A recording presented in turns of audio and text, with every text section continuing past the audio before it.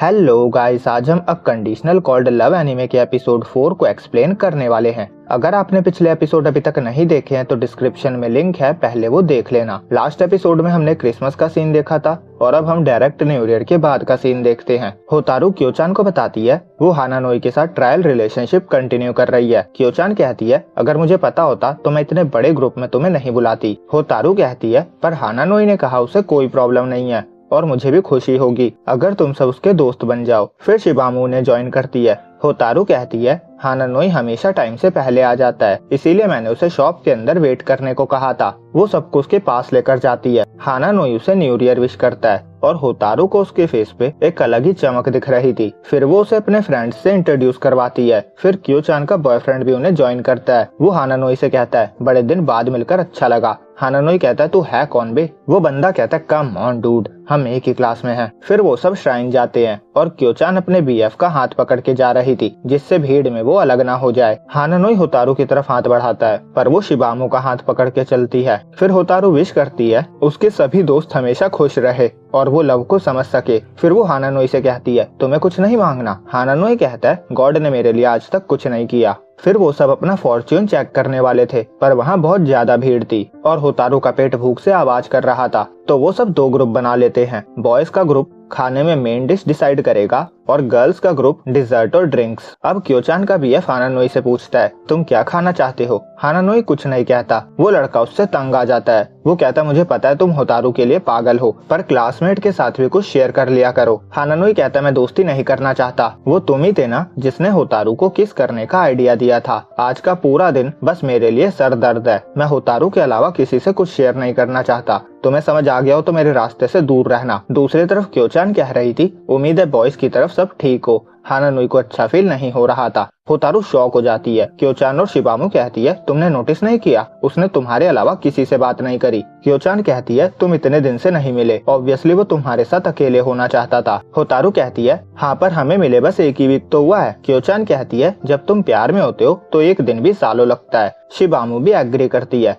वो कहती है जब आपको किसी से मिलने का इंतजार रहता है तो उनसे मिलकर आपके चेहरे पे अलग ही चमक आ जाती है। होतारू को रियलाइज होता है हानानोई का फेस आज चमक क्यों रहा था। फिर क्योचान का बीएफ उन्हें ज्वाइन करता है और कहता है वो हानानोई से बिछड़ गया। होतारू से ढूंढने जाती है। वो एक ओल्ड लेडी की हेल्प कर रहा था। वो उसे सबके पास चलने को कहती है। हानानोई कहता है क्या कुछ टाइम हम दोनों अकेले रह सकते हैं? और वो एक पेड़ के नीचे चले जाते हैं। हानानोई कहता है बहुत टाइम बाद हम ऐसे बात कर रहे हैं। होतारू कहती है हाँ सॉरी मैं न्यू ईयर साथ नहीं बिता पाई, मेरी छोटी बहन का मूड खराब था। हानानोई कहता है फैमिली और फ्रेंड्स के बीच में मेरे लिए टाइम निकालना तुम्हारे लिए टफ होता होगा। होतारू पूछती है तुम्हें मजे आ रहे हैं ना? वो कहता है जब तक तुम मेरे साथ हो मैं कहीं भी खुश हूँ। होतारू कहती है क्योचान और शिबामू दोनों बहुत अच्छे हैं। वो कहता है अगर वो तुम्हारी दोस्त है तो जरूर अच्छी होगी। होतारू मन में कहती है मैं इसकी फीलिंग को फिर नहीं समझ पा रही, मैं चाहती हूँ ये उनसे दोस्ती कर ले। तभी हानानोई उसके बालों पे से पत्ता हटाता है। होतारू डर जाती है। हानानोई कहता है क्या तुम मुझे अवॉइड कर रही हो? होतारू कहती है नहीं,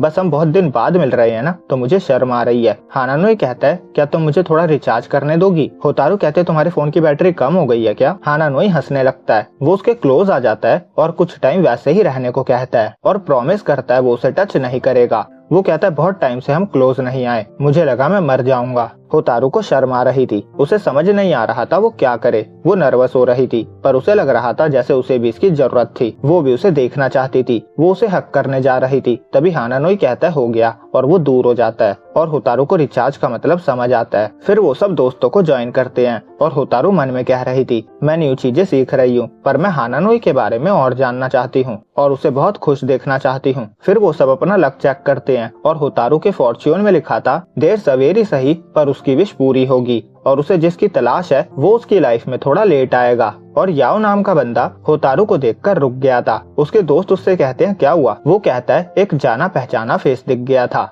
अब होतारू बुक स्टोर पे पार्ट टाइम जॉब पकड़ती है क्योंकि वो हानानोई के बारे में और जानना चाहती थी। इसीलिए उसने उस दुनिया में कदम रखा जिसमें उसका इंटरेस्ट है और हानानोई वहाँ बुक खरीदने आता है। होतारू को उसके बुक टेस्ट का पता चलता है। वो ब्लैक होल्स के बारे में बुक पढ़ता था। हानानोई पूछता है तुम कब तक काम करोगी? वो बताती है जब तक स्टोर बंद नहीं होता, 8 बजे तक। हानानोई कहता है मैं वेट करूंगा। होतारू कहती है पर अभी तो 6 ही बज रहे हैं। वो कहता है मैं बुक्स पढ़ लूंगा। अब रात में दोनों एक साथ घर जा रहे थे। हानानोई कहता है मुझे लगा था तुम रेस्टोरेंट में काम करोगी, पर तुमने बुक स्टोर क्यों चुना? होतारू कहती है कुछ खास रीजन नहीं है। हानानोई कहता है काम की वजह से हम मिल नहीं पाएंगे तो मुझे बुरा लगेगा। होतारू कहती है चिंता मत करो, वीक में बस 3 ही दिन काम करना है। अब कुछ दिन बाद जब होतारू जॉब से घर के लिए निकलती है तो हानानोई उसका वेट करता हुआ दिखता है। वो कहता है मैं लाइब्रेरी से घर जा रहा था, मैंने टाइम देखा और आ गया, बहुत रात हो गई है, मैं तुम्हें घर छोड़ देता हूँ। फिर कुछ और दिन बाद दोबारा ऐसा ही होता है और आज तो 6 ही बजे थे। होतारू कहने जा रही थी मैं खुद चली जाऊंगी, पर उसे रियलाइज होता है हानानोई साथ में टाइम बिताने को कितना वैल्यू देता है। वो साथ घर जाने के लिए मान जाती है। हानानोई खुश हो जाता है, होतारू भी खुश हो जाती है। वो सोचती है अगर मैं सही से रिस्पॉन्स करना सीख जाऊं तो मैं इसे और अच्छे से समझ पाऊंगी। अब घर पहुंचकर उसकी छोटी बहन कहती है तुम तो काम पे गई थी ना? होतारू कहती है हाँ, ये मुझे घर तक छोड़ने आया है क्योंकि रात हो गई थी। हानानोई जा रहा था। होतारू की मॉम उसे डिनर करके जाने को कहती है। अब दोनों होतारू के रूम में थे और होतारू हानानोई के लिए कुछ पीने का लाई थी। हानानोई कहता है मैंने तुम्हें टच ना करने का प्रॉमिस किया था, पर ऐसे सिचुएशन में तुम्हें मेरे क्लोज नहीं आना चाहिए। और फिर वो उसे वो डायरी देता है जिसमें दोनों क्या करना चाहते हैं लिखते थे। उसने लिखा था मैं देखना चाहता हूँ तुम बचपन में कैसी दिखती थी। होतारू उसे अपनी एल्बम दिखाती है। हानानोई को वो बहुत क्यूट लगती है। होतारू कहती है तुम्हें भी नेक्स्ट टाइम अपनी एल्बम दिखानी होगी। हानानोई कहता है पर उसमें मजा नहीं आएगा, मैं बहुत बोरिंग था। होतारू उससे चाइल्डहुड की बातें पूछने जा रही थी। तभी हानानोई कहता है तुम बड़े बालों में अच्छी लगती हो, क्या तुम दोबारा बड़े बाल रखोगी? वो कहती है शायद नहीं। फिर वो उससे पूछती है तुम रखोगे? जब हम फर्स्ट टाइम मिले थे तो तुम्हारे बाल बड़े थे, तुम अच्छे लग रहे थे। हानानोई कहता है ऐसा है तो मैं बड़े बाल रखूंगा। वो उसके बारे में और पूछने जा रही थी। तभी उसे रियलाइज होता है वो अपने बारे में कुछ नहीं बता रही, पर उसके बारे में सब जानना चाहती है। वो बताती है उसने बुक स्टोर में काम करना डिसाइड किया क्योंकि वो उसके बारे में और जानना चाहती थी और एलिमेंट्री स्कूल में किसी ने प्रैंक करके उसके बालों को कट कर दिया था, जब से वो शॉर्ट हेयर रखती है। हानानोई कहता है ये वही लड़की है जिससे तुम्हारी नहीं बन रही थी। होतारू कहती है हाँ, पहले मैंने उसे हर्ट किया था तो अब सब बराबर हुआ। वो कहती है मैं बचपन से ही लोगों की फीलिंग्स नहीं समझ पाती। हानानोई कहता है एलिमेंट्री स्कूल में मैं बहुत उदास रहता था, मुझे लोगों से बात करने में डर लगता था। हाफ ईयर में ही मेरा स्कूल चेंज हो गया, पर मैं नए स्कूल में भी कोई दोस्त नहीं बना सका, मैं सच में बेकार हूँ। होतारू कहती है हम दोनों ही हैं और वो मन में कहती है ये बहुत काइंड है, मैं खुश हूँ कि मैंने इससे शेयर किया। ये पहली बार है जब इसने अपने पास्ट के बारे में बात करी। हानानोई कहता है मैं खुश हूँ तुमने शेयर किया, थैंक यू। शेयर करना बहुत मुश्किल रहा होगा। वो कहता है तुम में कोई बुरी बात नहीं है, कोई भी अच्छे से किसी के दिल को नहीं समझ सकता, पर फिर भी तुम मुझे समझने की कोशिश कर रही हो। तुम्हारे साथ मैं बहुत कुछ फर्स्ट टाइम एक्सपीरियंस कर रहा हूँ। होतारू मन में कहती है हम सेम हैं, मैं अकेली नहीं हूँ जो न्यू चीजें एक्सपीरियंस कर रही हूँ, मैं इसके बारे में और जानना चाहती हूँ। वो उसके सर पे हाथ फेरती है। हानानोई एम्बैरेस फील कर रहा था। होतारू सॉरी कहती है। तभी मॉम उन्हें डिनर के लिए बुलाती है। सब साथ में डिनर करते हैं और होतारू सोच रही थी मैंने ऐसा क्यों किया। मुझे पता है वो खुद को रोक रहा है, पर उस टाइम मैं किसी भी तरह उसे टच करना चाहती थी। फिर वो हानानोई को बाय करती है और सोचती है अब मैं रिचार्ज कब होंगी। और यहीं पे ये एपिसोड एंड होता है। तो वीडियो अच्छी लगी हो तो लाइक और चैनल को सब्सक्राइब करना ना भूले। जल्दी मिलेंगे अगली वीडियो में, जब तक के लिए बाय बाय।